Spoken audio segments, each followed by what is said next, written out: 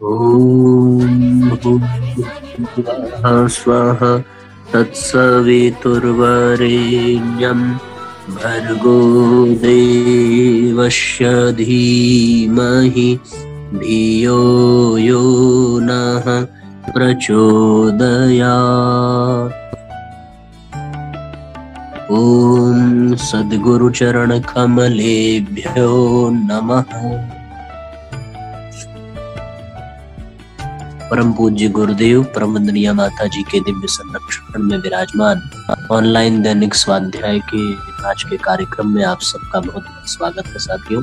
आज का जो अध्याय है परम वंदनीय माता जी की अमृतवाणी, इस युग के भगीरथ, पहली किस्त है इस विषय की। परम वंदनीय माता जी अपने इस भावपूर्ण एवं मौलिक उद्बोधन में सभी गायत्री परिजनों का परिचय उस अलौकिक सौभाग्य से कराती है जो गायत्री परिवार के अंग बनने के नाते उन्हें मिल सका। वंदनीय माता जी कहती हैं कि परम पूज्य गुरुदेव से जुड़ पाना ही हम में से प्रत्येक के जीवन का एक अविस्मरणीय सौभाग्य है और उस सौभाग्य का सतत स्मरण अनिवार्य हो जाता है। परम पूज्य गुरुदेव की तुलना वे इस युग के भगीरथ से करती हुई कहती हैं कि गुरुदेव ने इस युग में ज्ञान की गंगा का अवतरण करके वह कर दिखाया जो युगों युगों तक संभव न हो पाता। वंदनीय माता जी मथुरा की विदाई का उदाहरण प्रस्तुत करते हुए हर गायत्री परिजन को याद दिलाती हैं कि गुरु सत्ता ने कितने प्रेम व आत्मीयता से इस परिवार का निर्माण किया है। आइए हृदयंगम करते हैं।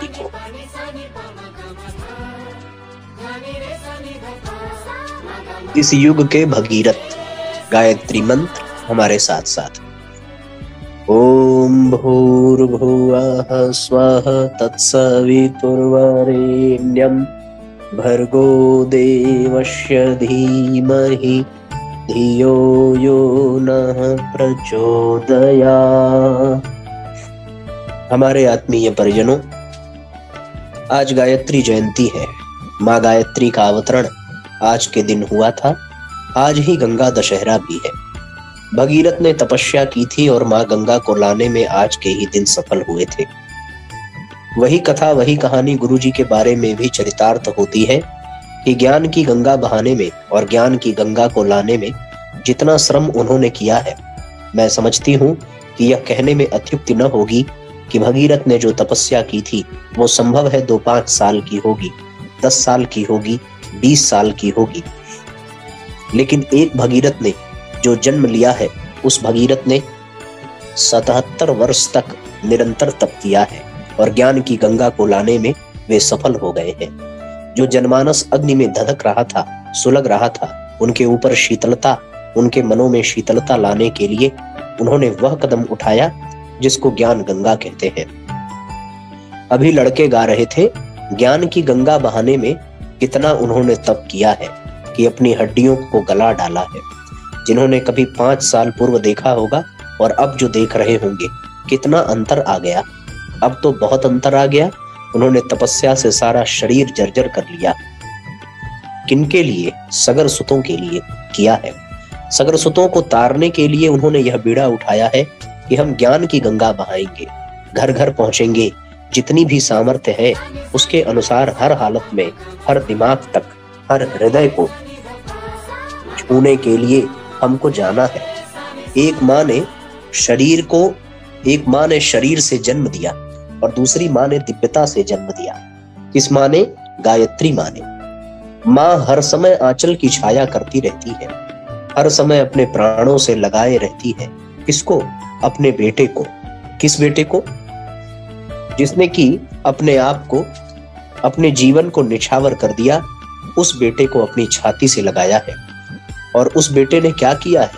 उस बेटे ने भी कहा है कि माँ, हमें तेरे चरणों की सौगंध है, हम तुम्हारे लिए बलिदान हो जाएंगे।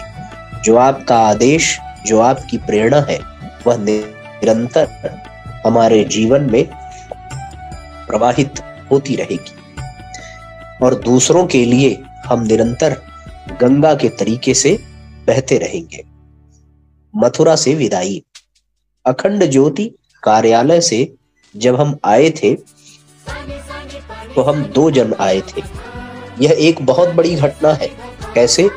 बच्चे बिलख रहे थे कि शायद जिन्होंने वह माहौल देखा होगा, तो मैं समझती हूँ कि उनके भी हृदय परिद्रवित होने में देर नहीं लगी होगी। यह कहें कि सीता और राम जा रहे थे, चलिए ये न कहें, पर ये तो जरूर कहेंगे कि कोई ऋषि जा रहा है जिसने कि पलट करके अभी तक मथुरा को नहीं देखा है। चले आए तो चले आए, उसका क्या परिणाम हुआ, चलिए आज मैं आपको बताने आई हूं कि तपश्चर्या से उनको क्या क्या मिला।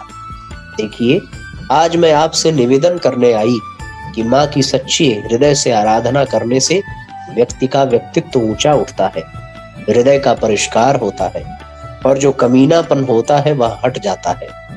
मनुष्य के जीवन में जो क्षुद्रपन होता है वह हट जाता है। जब हम यहाँ आए तब शुरू में ऐसा लगा कि अरे ये क्या हुआ, बच्चों को, कुटुंबियों को रोते हुए छोड़ आए, ये क्या हुआ। कहते हैं कि जब राम वनवास गए थे तो सारी अयोध्या रो रही थी, विलख रही थी। आप सही मानना, बिल्कुल वही स्थिति मथुरा में थी। जब हम लोग चले फिर क्या हुआ, जब हम यहाँ आए थोड़े दिन हमको अपने मन में जरूर ऐसा कुछ लगा, मुझे स्वयं लगा, उनको तो नहीं लगा। और जिस दिन 20 जून को वे अज्ञातवास को जाने लगे थे, सन 1971 की बात आपको बता रही हूं। ये हमारा 16वां वर्ष है, जिसको हम 16वीं जयंती कह सकते हैं। 20 तारीख को हमको यहाँ आए 16 वर्ष हो जाएंगे। गुरुजी जिस समय अज्ञातवास को जाने लगे तो जितने सारे हमारे परिजन थे, जितनी गाड़ियां यहाँ आई थी, उन्होंने ये कह रखा था कि चाहे जो हो जाए, जहां गुरुजी जाएंगे वहीं हम जाएंगे। बेचारे बाहर सड़कों पर पड़े थे, बरामदे में पड़े थे, तब सारी जमीन खुली हुई थी। वे सारे में पड़े हुए थे कि गुरुजी जाएंगे तो हम जरूर जाएंगे, हम जरूर दर्शन करेंगे, हम उनके साथ जाने की कोशिश करेंगे। कौन कर रहा है? उनके हृदय में वे वेदना थी ना, अपने पिता को छोड़ने में उनको वेदना हो रही थी। मणिमुक्तकों का हार। उन बच्चों को ऐसा मालूम था कि गुरुजी 4 बजे जाएंगे कि 5 बजे जाएंगे, लेकिन 2:30 बजे सुबह जब सब अचेत होकर के सो रहे थे, वो उठ करके नीचे उतर कर आए।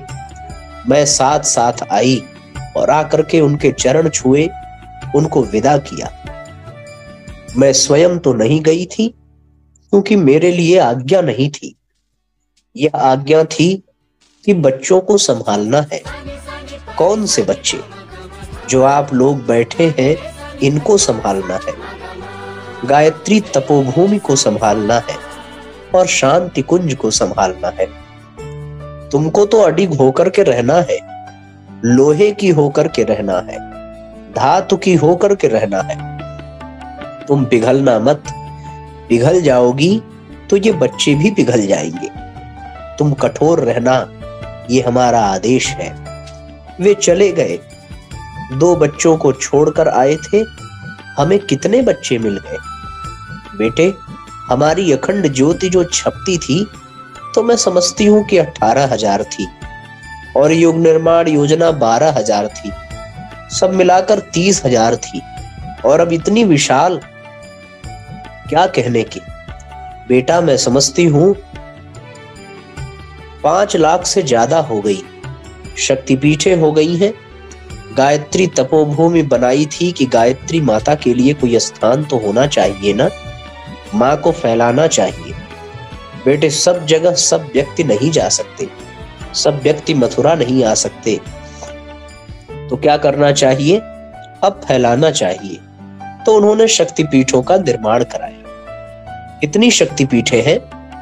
मैं समझती हूं कि 4,000 के आसपास होंगी और 14,000 स्वाध्याय मंडल है। कितनी संख्या हो गई? सबको मिलाकर मैं समझती हूं कि बहुत जनसंख्या हो गई। और कौन से हो गए? वे बेटे और बेटियां हो गए। कौन से बेटे बेटी हो गए? वे हो गए जो हमने भावनाओं से और सिद्धांतों से सजो करके रखे हैं। जैसे गोताखोर समुद्र में जाता है और मणिमुक्तक निकाल कर लाता है और उन मणिमुक्तकों का हार बनाता है, आप सही मानना कि आपको गोताखोर ने समुद्र में से निकाला है और उन मणिमुक्तक का हार पिरोया है। आप कौन हैं? आप मणिमुक्तक हैं। आप कौन हैं? आपके अंदर वो देवत्व है। अभी जो लड़के गीत गा रहे थे, देवत्व। बेटे, आपके हृदय में गुरुजी ने देवत्व पैदा किया है। आप स्वयं कुछ नहीं थे। स्वयं कहां थे? स्वयं तो जैसे थे वैसे ही थे, लेकिन गुरुजी ने आपके अंदर ज्ञान की गंगा को प्रवाहित करके आपको देवताओं की श्रेणी में खड़ा कर दिया है। हमारे कितने ही बच्चे हैं जो कि नौकरी छोड़ कर आए। आज के युग में जो अय्याशी का युग है, कोई नौकरी छोड़ने के लिए तैयार होता है? नहीं, छोड़ने के लिए तैयार नहीं होता है। लेकिन कितने ही लड़के ऐसे हैं जिन्होंने ऐसा कदम उठाया। कितने ही क्यों, मैं तो सभी को कहूंगी कि हमने जो भी आवाज उठाई वो कभी अपूर्ण नहीं रही, पूरी हुई। सहस्त्र कुंडी यज्ञ का चमत्कार कौन कौन सी पूरी हुई? जब हमने किसी जमाने में 1000 कुंडी यज्ञ किए थे तो लोग ये कहते थे कि आप कर लेंगे 1000 कुंडी यज्ञ? आप तो जरा से हैं, आपकी क्या हैसियत है जो आप कर लेंगे? आचार्य जी आप ये मत करिए, पंडित जी आप ये मत करिए, गुरुजी आप ये मत करिए। आप काहे को अपना घर नीलाम करने पर उतारू है? लेकिन उनका विश्वास था किस पर? उस सत्ता पर जिसके बल पर उन्होंने संकल्प लिया और देखते ही देखते 1000 कुंडी यज्ञ सफल हो गया और लोग दांतों तले उंगली दबाने लगे। उन्होंने ये कहा कि आज के युग में हमने कभी ऐसा सुना था कि महाभारत काल में ऐसा यज्ञ हुआ था। इसमें 4 लाख व्यक्ति आए थे और इसमें कितने ही ऋषियों के नाम पर नगर बसाए गए थे। रात और दिन चौका चलता था। सही मानना कि 5 दिन जिस किसी ने भी देखा होगा आज से 30-35 साल पहले, तो मैं समझती हूं उनको मालूम होगा कि 5 दिन तक हमको खड़े ही रहना पड़ा। हमारे मुंह में अन्न का एक दाना भी नहीं गया। स्टेज पर ही खड़े रहते थे। दोनों के पैर सूजकर ढोल हो जाते थे। रात को आते थे, फिर सुबह जाते थे। पैदल आना पैदल जाना। किस सत्ता ने इतना बड़ा काम करा लिया? उनको विश्वास था और श्रद्धा थी। उस श्रद्धा और विश्वास ने सब काम करा लिया। सारे भारतवर्ष में 1000 कुंडी के 5 आयोजन हुए थे। पहला यज्ञ हुआ था मथुरा में, दूसरा महासमुंद में हुआ था, तीसरा बहराइच में हुआ था, चौथा टाटा नगर और 5वां पोरबंदर में हुआ था। ऐसे 5-6 जगह यज्ञ हुए थे। बेटे, 1000 यज्ञ किसे कहते हैं? अभी बस और सुनते जाइए। 1000 यज्ञ इस साल हुए हैं और गुरुजी ने कहा है कि अगले वर्ष और उससे आने वाले वर्ष 1 लाख यज्ञ होंगे। तो अभी तक जितने संकल्प लोगों ने लिए हैं, पिछले वर्ष के आप देख लेना। समझती हूं कि 2000 के आसपास तो पिछले वर्ष के संकल्प है और इस वर्ष के संकल्प है, जिन्होंने कि जनवरी के बाद से संकल्प लिए। और जो अब लेने वाले हैं, जो फिर लेने वाले हैं, ये पूरे होंगे। हाँ बेटे, बिल्कुल पूरे होंगे। आप देखते जाइए कि पूरे होते हैं नहीं होते हैं। अभी हमारे पास कितनी गाड़ियां हैं, और हो जाए तो आप ये मानकर चलिए कि हम जाने कितने यज्ञ कर लेंगे। हमारे पास कार्यकर्ता हो तो देखना हम करते हैं कि नहीं करते हैं। तो कार्यकर्ता कहां से आएंगे? माताजी, बस बेटे यही मत पूछ कि कहां से आएंगे। इनको हम पैदा करेंगे। गुरुजी रानी मक्खी है, वे इतनी संतान पैदा कर देते हैं कि पूछो ही मत। भरोसा और विश्वास रखें, वे आप में से निकालेंगे। जो भी आप में से समय दे सकता हो तो आप समय देना। आप निकल कर आना। बाहर काम कराएंगे, आपसे यहां काम कराएंगे, पर निकलना तो सही बेटे। संकीर्ण तो मत बनना। उदार बनिए, पैसा ही सब कुछ नहीं होता, पैसा भी होता है। ये सारा का सारा जो संचालन होगा वो किससे होगा? पैसे से ही होगा ना। गाड़ियां किससे आएंगी? बेटे गाड़ियां और खरीदनी है। हमने जयपुर गाड़ियां भेज दी थी। एक लड़के से कह दिया था कि जरा बेच दे इनको। फिर हमने कहा कि वापस ला, अभी तो हमको और खरीदनी है। इस साल हम 20-25 गाड़ियां और खरीदेंगे। ये सारे के सारे छोटे से लेकर बड़े आयोजन होंगे। ये किसका है? यह एक अदृश्य सत्ता का है, जिसके ऊपर हमारा भरोसा और विश्वास है। जिसने अब तक नैया पार लगाई है वही लगा रही है और वही लगाएगी। बेटे जब तक हम जिंदा रहेंगे तब तक, और जब नहीं रहेंगे तब भी वही पार लगाएगी। हम ऐसा किए जा रहे हैं। हमारी भूमि ऐसी संस्कारवान है कि यह देती है और देती रहेगी। आप ये मत समझिए कि गुरुजी माताजी नहीं रहे तो हम अनाथ हो जाएंगे, फिर कहां से पैदा होंगे। नहीं बेटे, हमारी रूह रहेगी, हमारी शक्ति रहेगी, समस्त संसार में व्याप्त रहेगी। एक एक कण में शांति कुंज की हर ईंट में, हर व्यक्ति के दिल में, दिमाग में व्याप्त रहेगी। जो हमारे बच्चे हैं उनके अंदर वह चिंगारी हमने पैदा कर दी है कि वह चिंगारी लगी रहेगी तो उन्हीं में से वे पौधे निकल निकल कर आएंगे। बेटे कितना काम करना है। इसी वर्ष आपका नैतिक शिक्षा का प्रशिक्षण हो चुका है। मैं समझती हूँ कि 5000 से ज्यादा शिक्षक यहाँ नैतिक शिक्षा का प्रशिक्षण प्राप्त करके गए हैं। अन्य जिसमें बिहार है, गुजरात है, उड़ीसा है, उन सरकारों के पास हमारे पास पत्र आए हुए पड़े हैं कि हमारा नैतिक शिक्षण करिए। ये कौन कर रहा है? ये कौन सी शक्ति कर रही है? बेटे वही शक्ति करा रही है जिसका कि गुरुजी ने संकल्प लिया है। जो कदम उठाया वो हर पल प्रेरणा देती रहती है, हर समय प्रेरणा देती रहती है। कितना विशाल काम करने को पड़ा है, वो कौन पूरा करेगा? वह शक्ति पूरा करेगी, माँ गायत्री ही पूरा करेंगी। लेकिन हाथ हमारे काम करेंगे, दिमाग हमारा काम करेगा। आलस्य और प्रमाद में पड़ रहे तो माँ क्या कर सकती है? माँ तो प्रेरणा देती है ना कि बेटे उठो, जागो।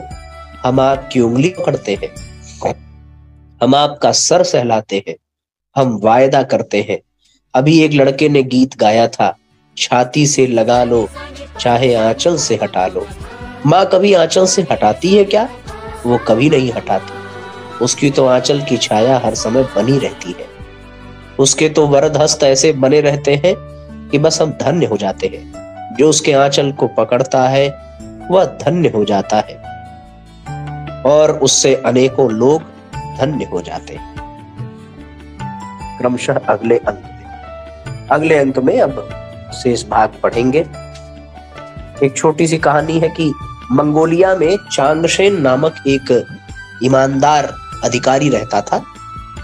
एक बार उसके एक मित्र ने उसे रिश्वत देते हुए कहा, मित्र ये धन ले लो और मेरा काम कर दो। हम दोनों के अतिरिक्त और किसी को इस बात का पता नहीं चलेगा। चांगशेन बोला, नहीं मित्र, हम दोनों के अतिरिक्त यहाँ परमात्मा भी तो मौजूद है। सबसे छिपा लूंगा, पर उससे तो कुछ भी छिपा नहीं है। उसके मित्र का सिर लज्जा से झुक गया। इतनी शानदार बात है साथियों, भगवान तो हमें हर वक्त देख रहा है, हम उससे कैसे चोरी कर सकते हैं। एक अन्य बात स्वामी रामकृष्ण परमहंस के द्वारा विज्ञान अर्थात विशेष रूप से ज्ञान प्राप्त करना। किसी ने दूध का नाम ही नाम सुना है, किसी ने दूध देखा भर है और किसी ने दूध पिया है। जिसने सिर्फ सुना है वह अज्ञानी है, जिसने देखा है वह ज्ञानी है और जिसने पिया है वह विज्ञानी है। विशेष रूप से ज्ञान उसी को हुआ है। ये कितनी सुंदर बात लिखी। हम सब लोगों को विज्ञानी बनना है, यानी ज्ञान हमारे जीवन में उतर जाए तब हम विज्ञानी बन पाएंगे। इस तरीके से आज का ये अध्याय और आज का स्वाध्याय दोनों हम पूरा समझें। गायत्री मंत्र साथ साथ हमारे बोलने की कृपा करें। ओम भूर्भुवः स्वः तत्सवितुर्वरेण्यं भर्गो देवस्य धीमहि धियो यो नः प्रचोदयात्। सभी साथियों से निवेदन, आज जो पढ़ा गया उसको मन ही मन चिंतन करें, मन ही मन विचार करें।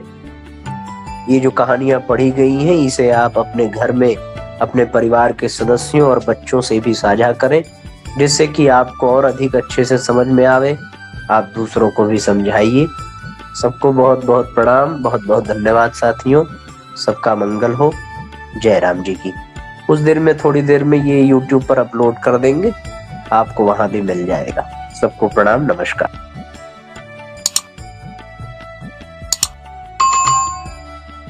ॐ भूर्भुवः स्वः तत्सवितुर्वरेण्यं भर्गो देवस्य धीमहि धियो यो नः प्रचोदयात्। हम ईश्वर को सर्वव्यापी न्यायकारी मानकर उसके अनुशासन को अपने जीवन में उतारेंगे। शरीर को भगवान का मंदिर समझकर आत्मसंयम और नियमितता द्वारा आरोग्य की रक्षा करेंगे। मन को कुविचारों और दुर्भावनाओं से बचाए रखने के लिए स्वाध्याय एवं सत्संग की व्यवस्था रखे रहेंगे। इंद्रिय संयम, अर्थ संयम, समय संयम और विचार संयम का सतत अभ्यास करेंगे। अपने आप को समाज का एक अभिन्न अंग मानेंगे और सबके हित में अपना हित समझेंगे। मर्यादाओं को पालेंगे, वर्जनाओं से बचेंगे, नागरिक कर्तव्यों का पालन करेंगे और समाजनिष्ठ बने रहेंगे। समझदारी, ईमानदारी, जिम्मेदारी और बहादुरी को जीवन का एक अविच्छिन्न अंग मानेंगे। चारों ओर मधुरता, स्वच्छता, सादगी एवं सज्जनता का वातावरण उत्पन्न करेंगे। अनीति से प्राप्त सफलता की अपेक्षा नीति पर चलते हुए असफलता को शिरोधार्य करेंगे। मनुष्य के मूल्यांकन की कसौटी उसकी सफलताओं, योग्यताओं एवं विभूतियों को नहीं, उसके सद्विचारों और सत्कर्मों को मानेंगे। दूसरों के साथ वह व्यवहार नहीं करेंगे जो हमें अपने लिए पसंद नहीं। नर नारी परस्पर पवित्र दृष्टि रखेंगे। संसार में सत्प्रवृत्तियों के पूर्ण प्रसार के लिए अपने समय, प्रभाव, ज्ञान, पुरुषार्थ एवं धन का एक अंश नियमित रूप से लगाते रहेंगे। परंपराओं की तुलना में विवेक को महत्व देंगे। सज्जनों को संगठित करने, अनीति से लोहा लेने और नवसृजन की गतिविधियों में पूरी रुचि लेंगे। राष्ट्रीय एकता एवं समता के प्रति निष्ठावान रहेंगे। जाति, लिंग, भाषा, प्रांत, संप्रदाय आदि के कारण परस्पर कोई भेदभाव न बरतेंगे। मनुष्य अपने भाग्य का निर्माता आप है। इस विश्वास के आधार पर हमारी मान्यता है कि हम उत्कृष्ट बनेंगे और दूसरों को श्रेष्ठ बनाएंगे तो युग अवश्य बदलेगा। हम बदलेंगे, युग बदलेगा। हम सुधरेंगे, युग सुधरेगा। इस तथ्य पर हमारा परिपूर्ण विश्वास है।